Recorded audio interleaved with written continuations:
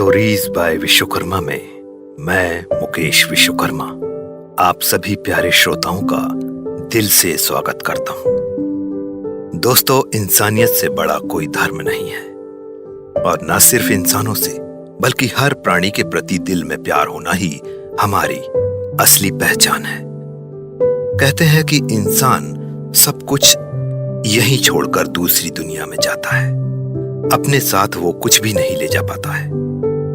सच भी है, बेशुमार दौलत धरी की धरी रह जाती है, लेकिन मरने के बाद भी एक चीज है जिसे वो अपने साथ ले जा पाता है, और वो है उसकी नेकी और अच्छे कर्म, क्योंकि यही उसके जीवन भर की असली पूंजी, असली कमाई होती है, जिसे ना तो कोई कभी चुरा पाता है और ना ही वह इसे किसी के लिए छोड़कर जाता है। आज की कहानी भी ऐसी ही नेकी और इंसानियत से भरी है, जिसे सुनकर हम सभी को नेकी की एक अच्छी सीख मिलेगी। तो आइए सच्ची घटना से प्रेरित होकर लिखी ये प्यारी कहानी आप सभी को सुनाता हूं, जिसका शीर्षक है नेकी की सीख। ये कहानी उन दिनों की है जब रमजान का महीना चल रहा था, जो कि मुस्लिम भाइयों के बड़े ही पवित्र दिनों में से एक होते हैं। इस समय हर बंदा मालिक की इबादत करना और ज्यादा से ज्यादा नेकी कमाना चाहता है। किसी गरीब लाचार की मदद करना, किसी जरूरतमंद को उसकी जरूरत की चीज देना, यही सब नेकी होती है।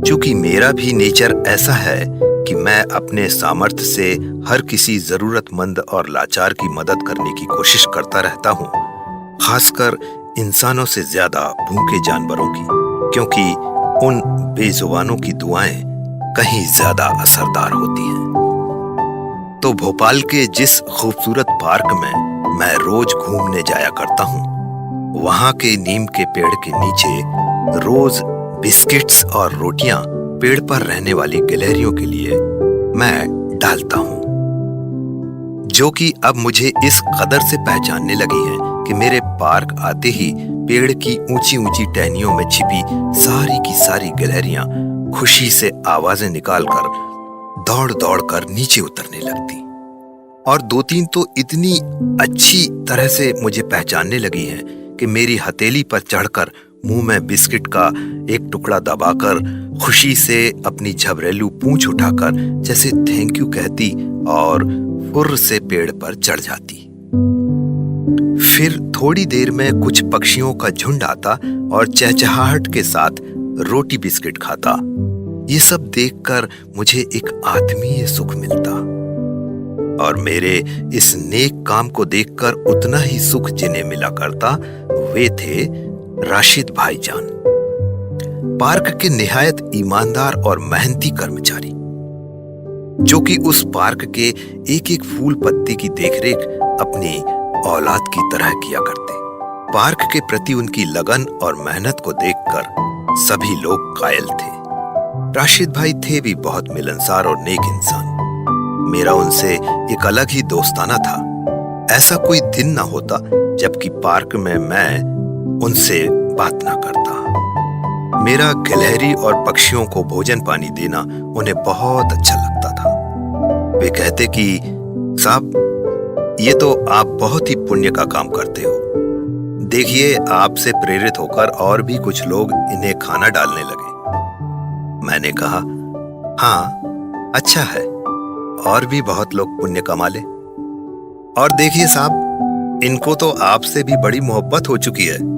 जिस दिन आपका यहाँ आना नहीं हो पाता है तो वे बेचारी नीचे उतरकर आपका इंतजार करती रहती हैं। ऐसा लगता है जैसे अपनी आवाज में एक दूसरे से पूछती रहती हैं कि भला आज आप क्यों नहीं आए। माशाल्लाह, बड़ा ही नेक काम है आपका ये। मैं बोला, हाँ राशिद भाई, आप सही कह रहे हो। मुझे भी बहुत खालीपन लगता है जब कभी मैं बाहर जाने के कारण पार्क नहीं आ पाता हूँ, तो हर पल इन सब की बहुत याद आती है। एक अधूरापन सा लगता है। दरअसल आपसे बताऊं, मेरे पार्क आने की एक खास वजह तो इनसे मोहब्बत ही है। वर्कआउट तो अपनी जगह है। वे बोले, सही कह रहे हैं साहब आप देखें इतने सारे लोग सुबह शाम पार्क घूमने आते हैं, लेकिन इतने सालों से मैं देख रहा हूं एक आप ही हैं जो इनकी दिल से इतनी देखभाल करते हैं। रोज इन्हें खाना देना ये मालिक का करम है साहब आपके ऊपर। वही चुनता है और उसी से तो वह नेकी करवाता है। मैंने कहा, अरे ऐसा कुछ नहीं है राशिद भाई, दुनिया में मुझसे कहीं ज्यादा बड़ी बड़ी नेकी लोग कर रहे हैं। मैं तो कुछ भी नहीं हूं। हाँ, ये जरूर है कि ईश्वर मुझसे जितनी भी नेकी करवा रहा है उसके लिए उसका बहुत बहुत शुक्रिया। ऐसी ही कुछ प्यार भरी बातों के अलावा रोज दुआ सलाम हो जाया करती थी। राशिद भाई पार्क के उन नियमित कर्मचारियों में से एक थे जो बहुत ही कम छुट्टी लिया करते थे, बावजूद इसके कि उनके रिटायरमेंट में अब कुछ ही साल बचे थे। फिर भी रोज ड्यूटी पर आना और दिन भर धूप में कड़ी मेहनत करना उनकी आदत में शुमार था। वे कहते थे कि साहब मुझसे काम चोरी नहीं होती है, सरकार आखिर मुझे इसी मेहनत की तो तनख्वाह देती है, तो मुझे भी अपनी ड्यूटी पूरी ईमानदारी से ही करना चाहिए। ऐसे नेक ख्यालात थे उनके। मैं जिस नीम के पेड़ के नीचे गिलहरियों को खाना डाला करता, उसी पेड़ की एक डाल पर राशिद भाई अपना एक थैला टांग दिया करते थे, जिसमें वे अपना खाना और पानी आदि लेकर आते थे।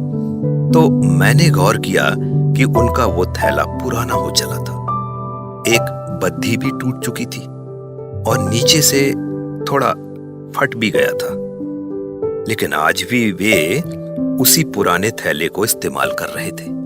रमजान के इस पाक महीने में ईश्वरीय प्रेरणा से मेरे मन में एक ख्याल आया कि लोग इन दिनों में जरूरतमंदों को कुछ न कुछ देकर सवाब कमाते हैं, तो क्यों ना मैं भी एक नया थैला लाकर राशिद भाई को गिफ्ट कर थोड़ा सा पुण्य कमा लूं। ऐसा ख्याल आते ही दिल खुशी से झूम उठा।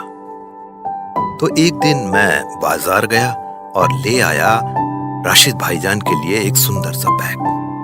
दूसरे दिन खुशी खुशी पार्क पहुंचा उसी बैग के साथ। अक्सर राशिद भाईजान 8:30 के आसपास पार्क आ जाया करते थे। अपने तय समय के आसपास ही आ ही गए वे।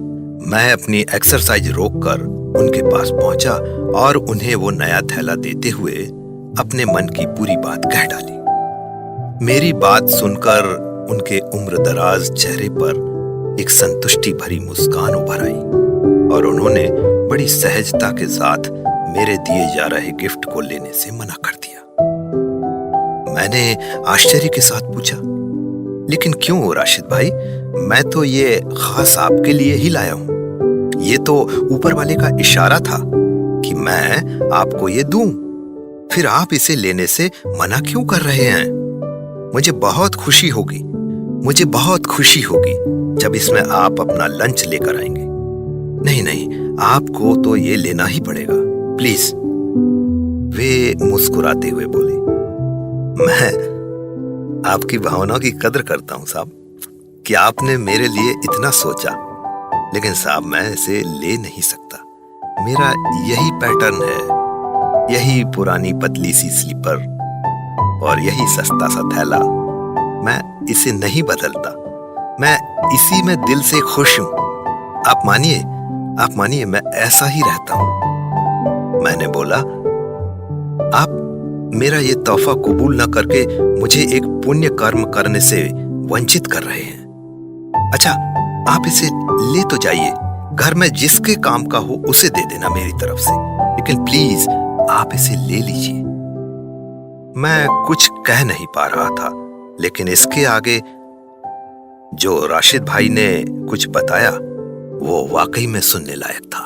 वे बोले, साहब मैं अपनी इस छोटी सी तनख्वाह से और अल्लाह की मेहरबानी से हर महीने 4 से 5 हजार रुपयों की जरूरतमंदों की मदद कर देता हूं। और ये कहते कहते उन्होंने अपने शर्ट के जेब से दो 500 के नोट निकालकर मुझे दिखाते हुए बोले, देखिए, अभी मुझे ये 1000 रुपए एक बुजुर्ग बेवा औरत को देने हैं ताकि उनके घर में राशन पानी आ जाए।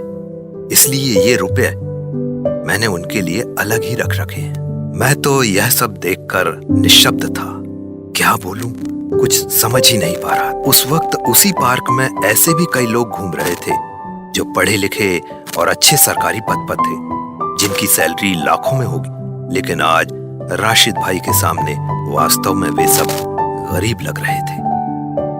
इतनी दरियादिली, इतनी नेक सोच, क्या इंसान है ये। एक पल को तो लगा कि जैसे फरिश्ते ऐसे ही होते होंगे। राशिद भाईजान ने एक बार फिर अपने उम्रदराज चेहरे पर सुकून की मुस्कुराहट बिखेर दी। उनकी आंखों में इंसानियत की चमक थी। भारी मन से तो नहीं, बल्कि दिल में एक अच्छी नेक सीख लिए विनम्र भाव से नमस्कार करते हुए मैं उनसे चलने की इजाजत ले चुका था। घर लौटते वक्त उस खाली थैले को लिए मैं यही सोच रहा था कि देखने वालों की नजर में तो ये बैग खाली ही है, लेकिन वास्तव में वो इंसानियत और नेकी की सीख से भरा हुआ था, जो कि एक सच्चाई का एहसास करा रहा था कि भले ही ये बैग एक दिन इसी दुनिया में रह जाएगा, लेकिन किसी गरीब और जरूरतमंद को इसे देने की जो नेकी मैं करूंगा वो जरूर मेरे साथ दूसरी दुनिया में जाएगी, जहां एक दिन हम सभी को लौटना है और जो हम सभी का असली घर है। तो दोस्तों, ये थी खूबसूरत शानदार कहानी नेकी की सीख। मेरा इस कहानी को सुनाने का उद्देश्य आप सभी को यही था कि जिंदगी हमें ऊपर वाले ने दी है तो इसे अच्छे और नेक कर्म करके गुजारिए, क्योंकि नेकी एक ऐसी दौलत है हमारी जो हमारे साथ मरने के बाद भी ऊपर जाएगी, और अच्छाई और नेकी के द्वारा हम जाने के बाद भी लोगों के दिलों में जिंदा रहते हैं। खुशियां बांटिए, खुश रहिए। आप दूसरों के साथ अच्छा करेंगे, ऊपर वाला आपके साथ अच्छा करेगा, आप पर मेहरबानी करेगा। यही जिंदगी का फलसफा है। ऐसे ही स्टोरीज बाय विश्वकर्मा को आप सभी अपना प्यार देते रहिए। मिलते हैं अगली बार एक और शानदार कहानी के साथ। तब तक के लिए मैं मुकेश विश्वकर्मा आपसे इजाजत चाहता हूं। नमस्कार।